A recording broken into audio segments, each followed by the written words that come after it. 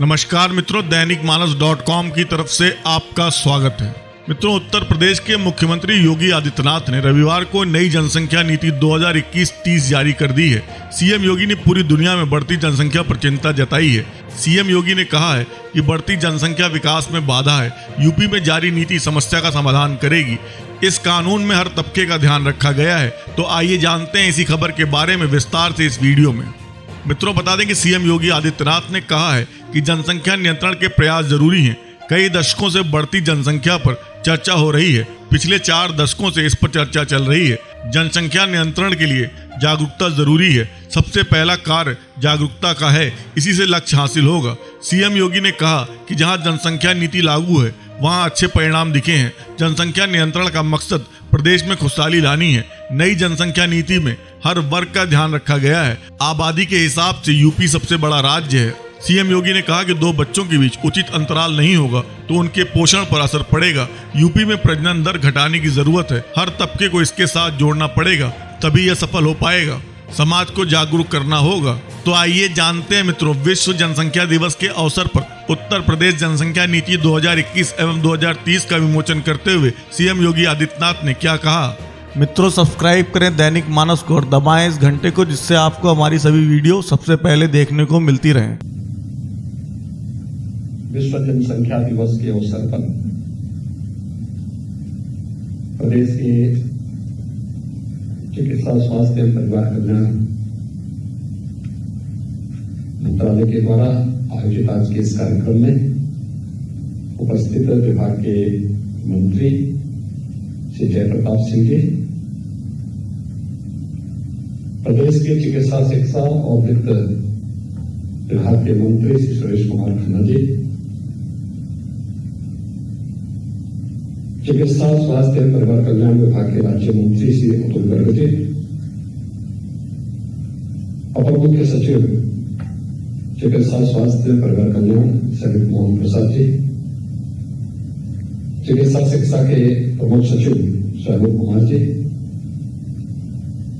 आज के इस कार्यक्रम में उपस्थित चिकित्सा एवं स्वास्थ्य विभाग से जुड़े हुए सभी अधिकारीगण, प्रदेश के स्वास्थ्य मिशन को कुशलतापूर्वक आगे बढ़ाने में योगदान देने वाले जो विभिन्न स्वयंसेवी संगठन और संस्थाएं हैं, उनके प्रतिनिधिगण और उपस्थित भाइयों बहनों, विश्व जनसंख्या दिवस के अवसर पर मैं पूरे प्रदेशवासियों को एक खुशहाल और स्वस्थ परिवार की परिकल्पना को साकार करने के लिए हृदय से बधाई देता हूं और उनकी शुभकामनाएं भी देता हूं।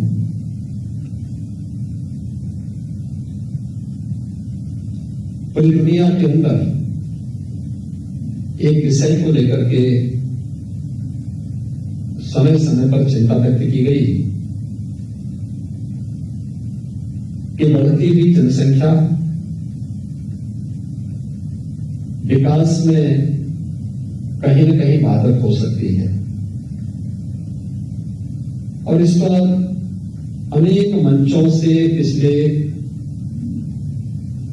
4 दशकों से निरंतर चर्चा चल रही है। जिन देशों ने और जिन राज्यों ने इस संबंध में अपेक्षित प्रयास किए, उसके वहां सकारात्मक परिणाम भी सामने देखने को मिले हैं, लेकिन फिर भी इसमें और भी प्रयास किए जाने की आवश्यकता है। और मुझे प्रसन्नता है कि विश्व जनसंख्या दिवस के अवसर पर आज उत्तर प्रदेश की जनसंख्या नीति 2021 से 30 यह जारी हो रही है। इसको जारी करते हुए मुझे प्रसन्नता की अनुभूति हो रही है कि काफी तथ्यों के साथ समाज के विभिन्न तबकों को ध्यान में रख करके इस जनसंख्या नीति को लागू करने का कार्य आज प्रदेश सरकार कर रही है। वास्तव में जनसंख्या स्थिरीकरण का जो प्रयास है यह समाज की व्यापक जागरूकता के साथ जुड़ा हुआ है। हमें इस बात को नहीं भूलना चाहिए कि अगर समाज में जहां गरीबी है वहां जनसंख्या वृद्धि का उसके साथ एक संबंध हो जाता है और इस दृष्टि से व्यापक जागरूकता का एक अभियान उन सभी तबकों को ध्यान में रख करके जब तक हम लोग नहीं चलाएंगे तब तक उन लक्ष्यों को प्राप्त करने में कठिनाई होगी। और खासतौर पर जब यूनाइटेड नेशन ने दुनिया के सभी देशों से 2030 तक सस्टेनेबल डेवलपमेंट गोल्स को अचीव करने का एक लक्ष्य दिया हो और देश के अंदर आदरणीय प्रधानमंत्री जी के नेतृत्व में उन लक्ष्यों को प्राप्त करने के दिशा में प्रयास प्रारंभ हुए हों तो देश में आबादी के हिसाब से सबसे बड़े इस राज्य के बारे में हमें अवश्य सोचना होगा, क्योंकि इसका संबंध केवल जनसंख्या स्थिरीकरण के साथ ही नहीं बल्कि जनसंख्या नीति का संबंध हर एक नागरिक के जीवन में खुशहाली लाने और समृद्धि का रास्ता उसके द्वार तक पहुंचाना भी है।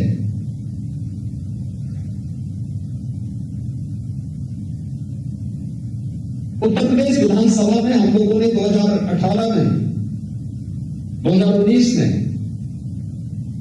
कुछ प्रयास प्रारंभ किए। 2018-19 में देश का पहला विधानमंडल उत्तर प्रदेश विधानमंडल था जहां पर गांधी जयंती के अवसर पर सस्टेनेबल डेवलपमेंट गोल्स को अचीव करने के लिए 36 घंटे तक अनवरत चर्चा का एक नया रिकॉर्ड बनाया गया। उन गोल्स को अचीव करने के लिए अलग अलग विभागों के द्वारा अंतर विभागीय समन्वय समितियां गठित की गई और उसे निरंतर मंत्री मंडल का एक समूह निरंतर उनकी समीक्षा करता है, उसे फॉलोअप करने के दिशा में प्रयास कर रहा है। लेकिन इसमें समाज के विभिन्न तबकों की भूमिका और उनका योगदान अत्यंत महत्वपूर्ण हो जाता है और इसलिए सबसे पहला कार्य अवेयरनेस का, जागरूकता का, उन तबकों को चिन्हित करना, उनके बीच में अवेयरनेस के इस प्रकार के कार्यक्रम को आगे बढ़ाना। अगर इस दिशा में हम प्रयास कर सकें और जिसका निरंतर चल रहा है वह अत्यंत महत्वपूर्ण है और ये स्थिति महत्वपूर्ण है जब देश के अंदर टीएफआर में, एमएमआर में और आईएमआर में जो अंतर देखने को मिला है तो जो नेशनल एवरेज है उसमें राज्य के स्तर पर अगर हम देखेंगे तो उसमें उत्तर प्रदेश के स्तर पर और भी नए प्रयास किए जाने की आवश्यकता है। 2016 में अगर उत्तर प्रदेश के अंदर हम देखेंगे तो टीएफआर 3.3 था और राष्ट्रीय स्तर पर 2.6 था। आज के दिन पर उत्तर प्रदेश के अंदर टीएफआर 2.7 और अखिल भारतीय स्तर पर 2.3 है। यानी हमें अभी कुछ नए प्रयास करने होंगे, अतिरिक्त प्रयास करने होंगे। एमएमआर अगर हम उत्तर प्रदेश के अंदर 2016 की दृष्टि देखें तो 258 है और आज के दिन पर यह घटकर के 197 हुआ है। लेकिन अगर अखिल भारतीय स्तर पर हम देखेंगे तो 2016 में ये 178 था और आज के दिन पर 113 है। यानी उत्तर प्रदेश को इस दिशा में और अच्छे प्रयास करने होंगे। आईएमआर 2016 में अखिल भारतीय स्तर पर उत्तर प्रदेश में तिरपन था, आज के दिन पर यह 45 है, और अखिल भारतीय स्तर पर 2016 में 42 था, आज 33 है। यानी ये तीनों जो पैरामीटर है, ये हम सबको प्रेरित करता है कि कहीं ना कहीं हम क्वालिटी पर ध्यान दें, और क्वालिटी किस रूप में होनी चाहिए। और अवेयरनेस, अगर दो बच्चों के बीच में अंतराल नहीं होगा तो स्वाभाविक रूप से उनके पोषण पर असर पड़ेगा। शिशु मृत्यु दर में और मातृ मृत्यु दर को नियंत्रित करने में अत्यंत कठिनाई होगी, और उन स्थितियों में हम लोगों को जिन लक्ष्यों को प्राप्त करना है, जिसमें कि नेशनल एवरेज से भी उत्तर प्रदेश पीछे है, यद्यपि पिछले 4-5 वर्षों में जो प्रयास हुए हैं उसके अच्छे परिणाम भी आए हैं, लेकिन अभी और भी अच्छे प्रयास किए जाने की आवश्यकता, और ज्यादा प्रयास किए जाने की आवश्यकता है। और उस दिशा में प्रयास करके हम लोग एसडीजी के लक्ष्यों को प्राप्त कर सकते हैं। इसलिए जनसंख्या स्थिरीकरण की दिशा में प्रयास, लेकिन इस प्रयास का आधार हमें इस बात को भी ध्यान रखना होगा कि देश की जनसांख्यिकी असंतुलन पर इसका कोई विपरीत असर भी न पड़े। हर तबके को इसके साथ जोड़ना होगा, हर एक तबके को उस जागरूकता अभियान के साथ जोड़ना पड़ेगा, मां और बच्चे के स्वास्थ्य को इसके साथ जोड़ना पड़ेगा। शासन की योजनाओं का लाभ 2014 के बाद से भारत सरकार ने आदरणीय प्रधानमंत्री जी के मार्गदर्शन में अनेक ऐसी योजनाएं लागू की हैं, जिन योजनाओं को लागू करके हम लोग एक बड़े तबके को इससे लाभान्वित कर सकते हैं। और मुझे लगता है कि उस दिशा में और भी अच्छे प्रयास किए जाने की आवश्यकता है। केंद्र सरकार और आदरणीय प्रधानमंत्री जी के मार्गदर्शन में उत्तर प्रदेश के अंदर हम लोगों ने प्रयास किए। उन प्रयासों की चर्चा स्वास्थ्य मंत्री जी ने अपने उद्बोधन में किया भी, लेकिन अभी भी हमारे स्तर पर जो नए प्रयास होने हैं उसमें अंतर विभागीय समन्वय के माध्यम से उसके बेहतर परिणाम आ सकते हैं। ये केवल यहीं पर ही नहीं, ये केवल स्वास्थ्य, चिकित्सा, शिक्षा और परिवार कल्याण विभाग से संबंधित नहीं, महिला और बाल विकास विभाग को इसके साथ जोड़ना होगा। एजुकेशन को बेसिक, माध्यमिक, उच्च या अलग अलग जो हमारे शिक्षा से जुड़े हुए संस्थान हैं उनके अंदर व्यापक अवेयरनेस के कार्यक्रम को इसके साथ जोड़ना पड़ेगा। स्वास्थ्य के प्रति जागरूकता के साथ साथ समाज स्वास्थ्य के इन सभी पैरामीटर को प्राप्त करने की दिशा में जिनके स्तर पर प्रयास हो सकते हैं, उन सभी विभागों को भी जोड़ करके अंतर विभागीय समन्वय के माध्यम से हम बेहतर परिणाम दे सकते हैं। यह हमें विस्मृत नहीं करना चाहिए, क्योंकि हम लोगों ने अंतर विभागीय समन्वय के माध्यम से न केवल दिमागी बुखार को नियंत्रित किया है, बल्कि अंतर विभागीय बेहतर समन्वय के माध्यम से वैश्विक महामारी कोरोना को भी उत्तर प्रदेश ने बहुत अच्छे प्रबंधन के माध्यम से नियंत्रण की ओर ले जाने में सफलता प्राप्त की है।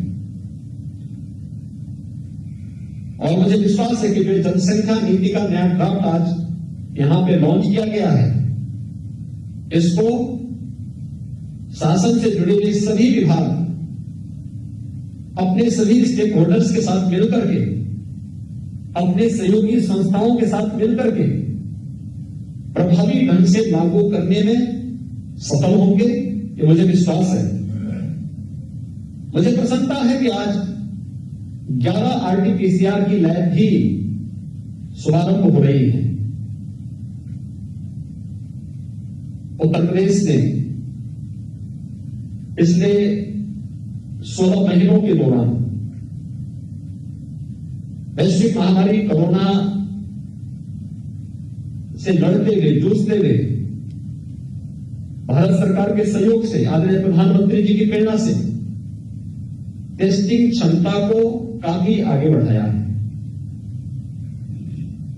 जब कोरोना का पहला केस उत्तर प्रदेश के अंदर देखने को मिला था, तब हमारे पास कोई टेस्टिंग सुविधा नहीं थी, और मैं धन्यवाद दूंगा स्वास्थ्य चिकित्सा विभाग को और चिकित्सा शिक्षा विभाग को, जिन्होंने केंद्र और राज्य सरकार के सहयोग से आज टेस्टिंग क्षमता अब तक 4 लाख टेस्ट प्रतिदिन करने की विकसित की। मुझे लगता है देश और दुनिया के अंदर ये सर्वाधिक है। 4 लाख टेस्ट प्रतिदिन, और ये 11 नई लैब्स आई है। इसके माध्यम से हमारी टेस्टिंग क्षमता और भी बढ़ पाएगी, और हम लोगों का जो मकसद रहता था कि सैंपल का 24 घंटे के अंदर ही हम रिजल्ट दे दें, तो यह उन जनपदों की दृष्टि जहां पर 11 लैब्स स्थापित हो रही है, वे जनपद हैं जहां पर ज्यादातर में हमारे कोई भी मेडिकल कॉलेज नहीं, और जहां पर इसकी आवश्यकता थी। यानी अब 44 ऐसे जनपद हो गए हैं जहां पर चिकित्सा और स्वास्थ्य विभाग के द्वारा बीएसएल लेवल 2 की जो हमारी आरटीपीसीआर लैब्स हैं, ये स्थापित हो चुकी हैं। शेष अन्य जनपदों के हिसाब में हमारे वहां पे कोई ना कोई मेडिकल संस्थान है, वहां पर इस सुविधा को चिकित्सा शिक्षा विभाग के द्वारा दी जा रही है या दी जा चुकी है। लेकिन हम इस लक्ष्य को निरंतर आगे प्राप्त करेंगे, इसमें किसी भी प्रकार का कोई संदेह नहीं होना चाहिए। टेक्नोलॉजी का बहुत महत्व हो सकता है, और हम लोगों ने विगत 4-4.25 वर्ष के अंदर इस बात को महसूस किया होगा। शासन की योजना बिना किसी भ्रष्टाचार के अगर समाज के अंतिम पायदान पर बैठे हुए व्यक्ति तक पहुंचे और लाभार्थी योजना का भरपूर लाभ ले सके, 100% लाभ ले सके, तो मानना चाहिए कि शासन की योजना सफल हुई और ये टेक्नोलॉजी से संभव हो पाया। मुझे प्रसन्नता है कि आज प्रदेश के अंदर स्वास्थ्य केंद्रों के बारे में जानकारी लेने और उनकी हर एक गतिविधियों पर नजर रखने के लिए एक सीएससी पीएससी लैब का शुभारंभ भी आज यहां पर स्वास्थ्य और चिकित्सा शिक्षा विभाग के द्वारा किया गया है। यह प्रदेश के अंदर जो हमारे लगभग 4,600 से अधिक सीएससी पीएससी हैं, इन सब के उन्नयन में तो योगदान देगा, क्योंकि ये ऐप आज के दिन पर इसलिए महत्वपूर्ण है। हम लोग वर्तमान में हर एक सीएससी पीएससी को किसी न किसी जनप्रतिनिधि या समाज के किसी न किसी मानित व्यक्ति के द्वारा उसे गोद लिया गया है, और जब वो व्यक्ति उन स्वास्थ्य केंद्रों के साथ जाता है तो अक्सर बहुत सारे लोग ऐसे होते हैं जिन्होंने कभी विजिट नहीं किया केंद्र में, लेकिन आके हमारे पास शिकायत करते हैं। आज हम ऐप को दिखा के उसे कह सकते हैं, आप बताइए कौन सा केंद्र आपका है और आप कितनी बार विजिट किए, हमें एक बार बताइए।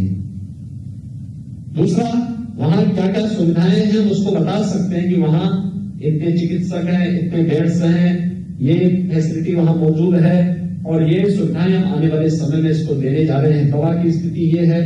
ये कुछ सामान्य जानकारियां भी उनको उपलब्ध कराई जा सकती है।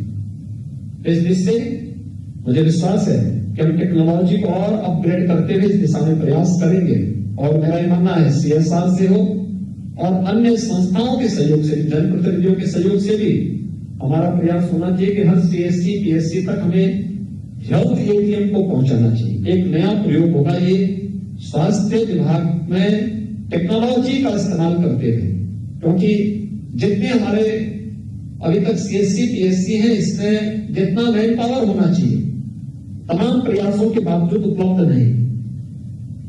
ये हेल्थ एटीएम हमें वहां पर तत्काल काफी बड़ी संख्या में जांच की सुविधा तो उपलब्ध कराएगा ही, टेली कंसल्टेशन की सुविधा भी उपलब्ध कराएगा। जिन विशेषज्ञों का अभाव जिस सेंटर में होगा, वहां पर उन लोगों को वहां पर विशेषज्ञ चिकित्सीय सुविधा उपलब्ध कराने में हेल्थ एटीएम बहुत बड़ा रोल अदा कर सकता है।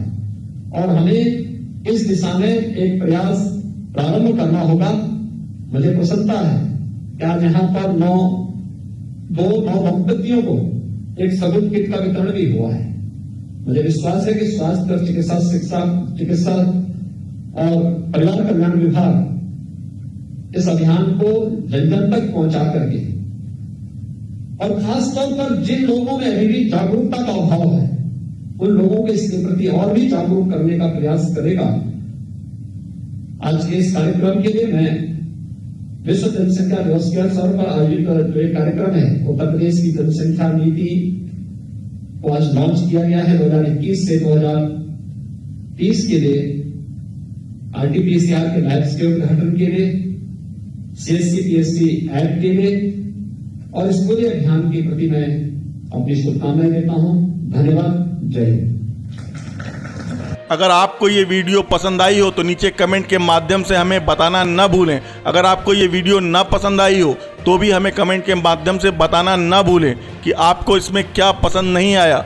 और हमारी इस वीडियो को लाइक और शेयर करना भी न भूलें। हमारी इस वीडियो को देखने के लिए, अपना कीमती समय देने के लिए आपका धन्यवाद। शुभ दिन।